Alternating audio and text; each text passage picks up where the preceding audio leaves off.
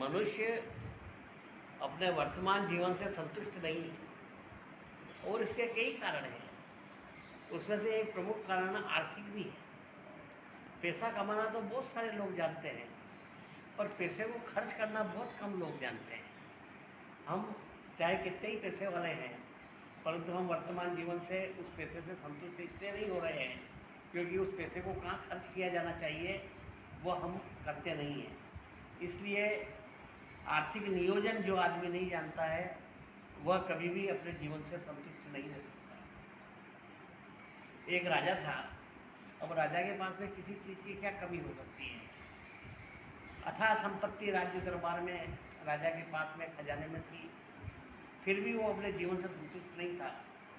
कभी भी अपने आप को सुखी अनुभव नहीं करता था, हमेशा तनावग्रस्त रहता था।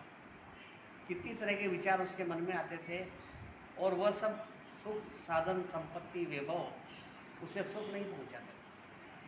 तब उसने दरबार में घोषणा करी कि मेरी समस्या का किसी के पास में हल है क्या? तो किसी ने उसको ताबीज़ बना करके दिया, किसी ने झाड़ फूँक करी, किसी ने दवाई दी, कितनी तरह के उपचार उनके किए गए, परंतु वो फिर भी ठीक नहीं हुआ, अपने आप को संतुष्ट अनुभव नहीं करने लगा। तब एक दिन वो भेष बदल करके और जंगल में गया। वहाँ पे जा कर के एक खेत में किनारे एक पेड़ था, उसके नीचे बैठ गया। तभी वो उस खेत का किसान आया और वहाँ आकर के अपनी दोपहरी करने लगा। तब राजा ने उससे पूछा कि भाई तुम क्या काम करते हो? तो कि मैं किसान हूँ, खेती करता हूँ। तो क्या तुम अपने वर्तमान जीवन से संतुष्ट हो? तो हाँ, मैं अपने जीवन से बहुत संतुष्ट हूँ, बहुत सुखी हूँ। तो फिर तुम्हारी आमदनी कितनी है? आमदनी का जरिया क्या है? तो जरिया तो यही है, रोज मजदूरी करता हूँ। कितनी आमदनी कर लेते हो? तो चाराने रोज, तो चाराने में तुम्हारा गुजारा हो जाता है। उससे कहा चाराने में लिए बहुत पर्याप्त है।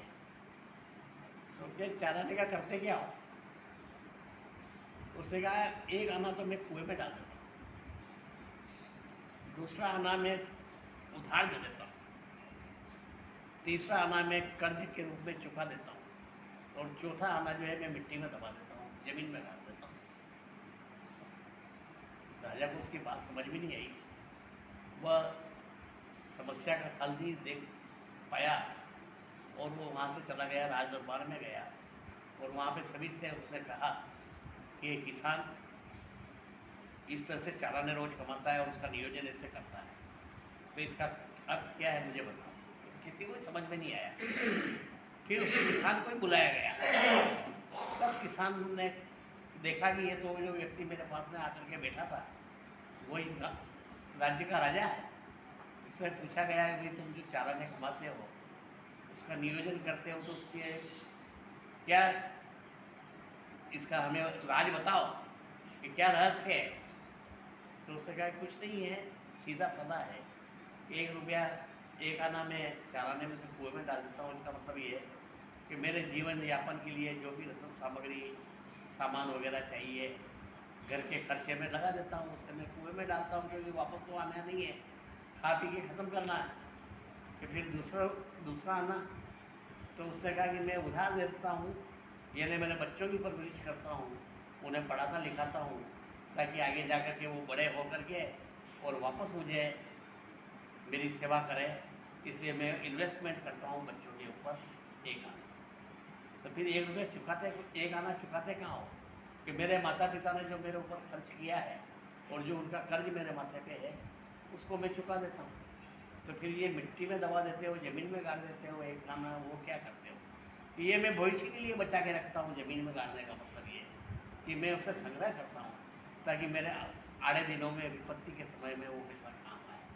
तब राजा की आंखें खुल गई। उसने कहा कि पैसे का सही नियोजन यही है कि हमारे जीवन में हम जो पैसा कमाते हैं उसका किस तरह से हमें खर्च करना चाहिए ताकि हम संतुष्ट रहें और हमें किसी प्रकार के जीवन में कष्ट नहीं आए, तकलीफ नहीं आए, हमारा जो लिया गया उधार चुक जाए और हम आगे के लिए इन्वेस्टमेंट कर दें, भविष्य के लिए बचा के रख दें और हमारा परिवार भी ढंग से चला सके। इस प्रकार से जो व्यक्ति अपनी कमाई का सही नियोजन करता है वो अपने वर्तमान जीवन से संतुष्ट रह सकता है, सुखी जीवन बिता सकता है।